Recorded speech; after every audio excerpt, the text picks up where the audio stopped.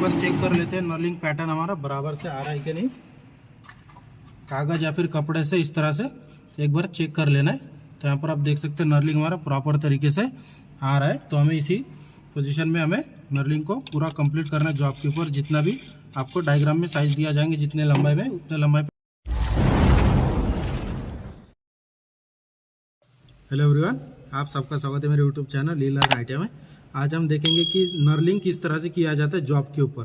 पूरा step by step आपको दिखाएंगे कि नर्लिंग करते समय डायमीटर कितना रखा जाता है, उसके बाद नर्लिंग होने के बाद डायमीटर बढ़ता है, फिर काम होता है, और नर्लिंग किस तरह से किया जाता है, कौन से स्पीड पर किया जाता है, इसके बारे में हम पूरी जानकारी लेंगे।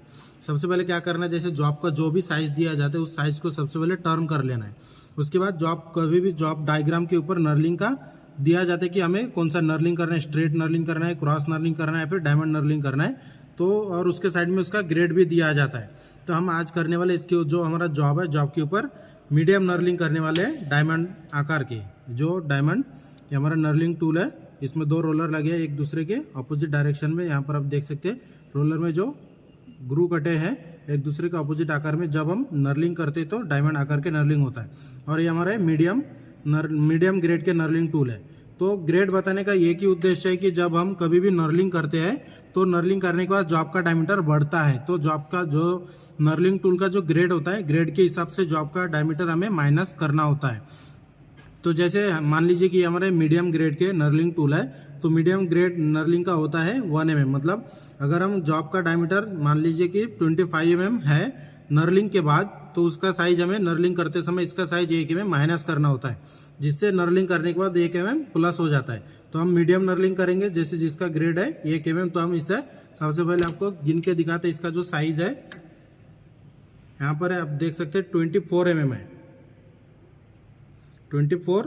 उसके बाद हम इसे 1 mm माइनस करेंगे और नर्लिंग के होने के बाद भी एक आपको डायमीटर चेक करके दिखाएंगे कि कितना बढ़ता है। और एक बात ध्यान में रखिए कि कभी भी नर्लिंग जब भी जॉब के ऊपर दिया जाता है तो नर्लिंग चेक नहीं किया जाता है। नर्लिंग का डायमीटर कभी भी चेक नहीं किया जाता है, सिर्फ नर्लिंग को ही देखा जाता है। तो सबसे पहले हम क्या करेंगे, जो हमारा मीडियम ग्रेड के नर्लिंग टूल है इसके हिसाब से 1 mm डायमीटर माइनस करते हैं।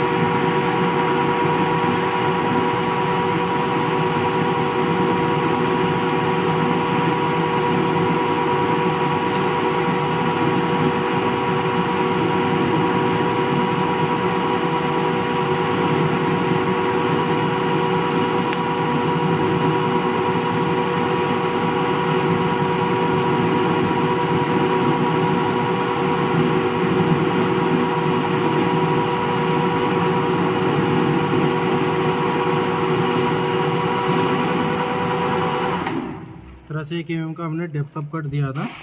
तो अभी साइज आप देख सकते हैं 23 mm। अभी हम नर्लिंग टूल सेट करेंगे। तो ध्यान में रखिए कि नर्लिंग टूल सेट करते समय सेंटर राइट पे सेट करना है और 90 डिग्री में सेट करना है। कटिंग टूल को निकाल कर नर्लिंग टूल को हम सेट करते हैं।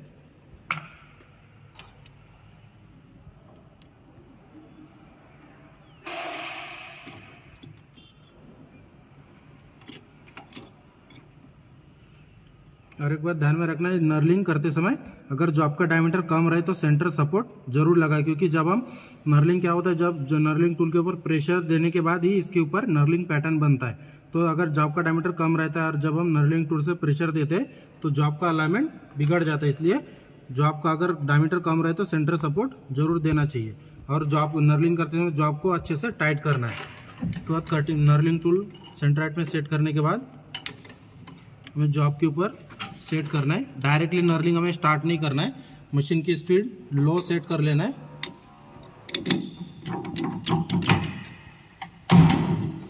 उसके बाद जैसे हमने नर्लिंग टूल पोस्ट में सेट किया है, तो एक बार मशीन को ऑन करके हल्का क्रॉस स्लाइड से प्रेस करके हम चेक करेंगे कि नर्लिंग पैटर्न हमारा प्रॉपर आ रहा है कि नहीं।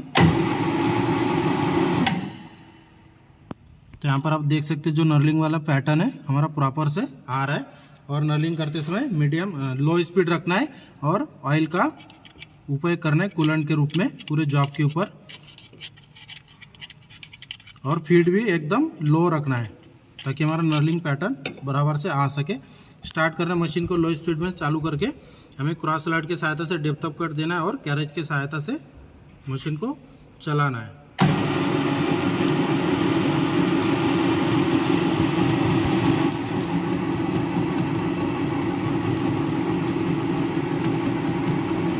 फिर से एक बार चेक कर लेते हैं नर्लिंग पैटर्न हमारा बराबर से आ रहा है कि नहीं। कागज़ या फिर कपड़े से इस तरह से एक बार चेक कर लेना है। तो यहाँ पर आप देख सकते हैं नर्लिंग हमारा प्रॉपर तरीके से आ रहा है। तो हमें इसी पोजीशन में हमें नर्लिंग को पूरा कंप्लीट करना है जॉब के ऊपर। जितना भी आपको डायग्राम में साइज दिया जाएंगे जितने लंबाई में उतने लंबाई पे नर्लिंग करना है।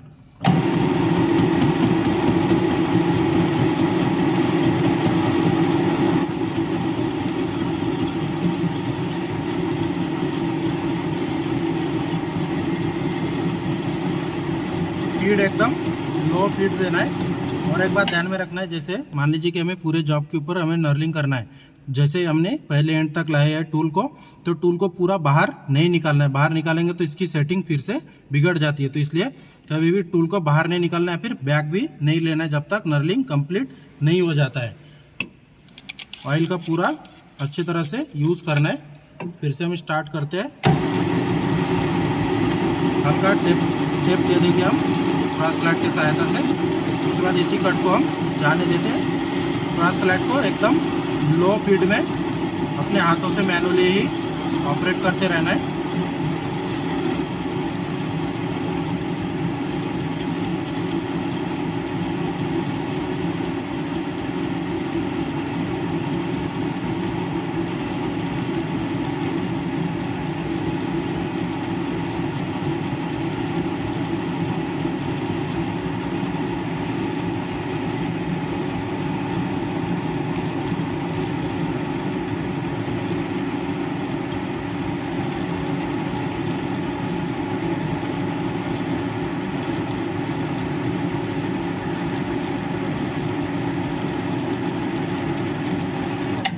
इस तरह से। तो इसे फिर से एक बार चेक करते हैं नर्लिंग हमारा। तो यहाँ पर आप देख सकते हैं प्रॉपर तरीके से डायमंड पैटर्न में हमारा नर्लिंग आया है। इसे एक बार फाइनल जो जैसे हमने बीच से एंड तक लाए तो फिर से हम इस एंड से बीच तक ला के इसे कंप्लीट कर देंगे। तो हमारा जो हम नर्लिंग कर रहे हैं तो नर्लिंग पूरा प्रॉपर तरीके से आ चुका है।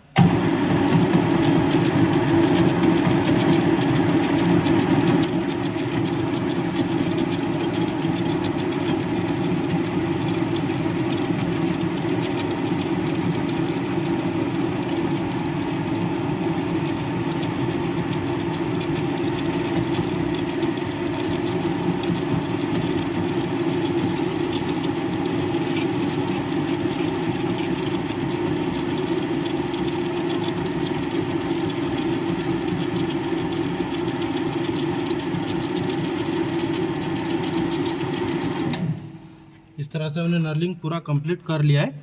अब जब लगे कि आपका नर्लिंग पूरा कंप्लीट हो चुका है तो उसके बाद आप कटिंग टूल को, जो हमारा नर्लिंग टूल है, इसे रिटर्न ले सकते हैं। जब तक नर्लिंग हमारा कंप्लीट नहीं हो जाता है तब तक हमें इसे, जो हमारा नर्लिंग टूल होता है, इसे बाहर निकालना नहीं होता है जॉब से। तो यहाँ पर आप देख सकते हैं बहुत ही अच्छी तरह से हमारा नर्लिंग आ चुका है। तो इसके बाद जैसे हमने डायमीटर इसका 23 रखे थे, एक बार वर्नियर कैलिपर से चेक करते हैं कि इसका डायमीटर कितना बड़ा है। तो यहाँ पर आप देख सकते हैं जो हमारा डायमीटर है, जैसे मैंने बताया था कि हमारा जो पिच होता है मीडियम नर्लिंग का, मतलब जो हमारा ग्रेड होता है नर्लिंग का, उसका जो पिच होता है मीडियम, इस तरह से डायमीटर को चेक कर लेना है। तो यहाँ पर आप देख सकते हैं जो साइज़ है हमारा 24 के आसपास आ चुका है। मतलब जो हमारा मीडियम नर्लिंग जो ग्रेड का होता है कम से कम 0.7 से 1 mm तक की इसका डायमीटर बढ़ता है। इसलिए नर्लिंग करते समय जो डायमीटर दिया जाता है नर्लिंग टूल के ग्रेड के हिसाब से इसका डायमीटर माइनस किया जाता है। और नर्लिंग होने के बाद ध्यान में रखिए कि जैसे हमने नर्लिंग किया तो उसके सामने इसके एज आ जाते हैं। कटिंग टूल के सहायता से इसके ऊपर चैम्फरिंग करना है। इस तरह से नर्लिंग पूरा कंप्लीट होने के बाद कटिंग टूल को इस तरह से 45 डिग्री में अपने हिसाब से सेट करके इसके ऊपर चैम्फरिंग करना है, ताकि सामने जो एज शार्प पॉइंट आ जाता है इससे अपने हाथ में लगने की चांस रहती है, इसे मिटा देना है। इस तरह से मशीन को ऑन करके हल्के हाथों से इस तरह से चैम्फरिंग कर लेना है। इसके बाद हम आपको जॉब को निकाल कर दिखाते हैं कि हमारा नर्लिंग किस तरह से आया है।